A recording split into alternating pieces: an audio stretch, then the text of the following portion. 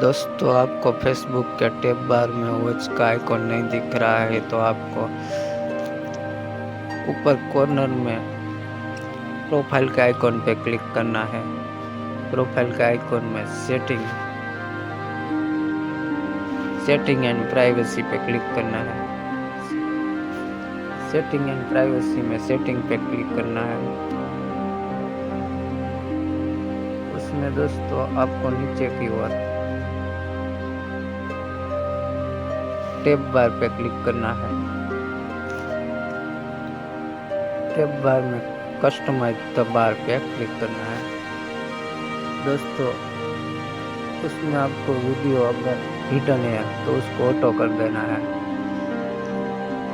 दोस्तों, वीडियो अच्छी लगे तो चैनल को सब्सक्राइब कर लें और बेल आइकन को प्रेस कर लें।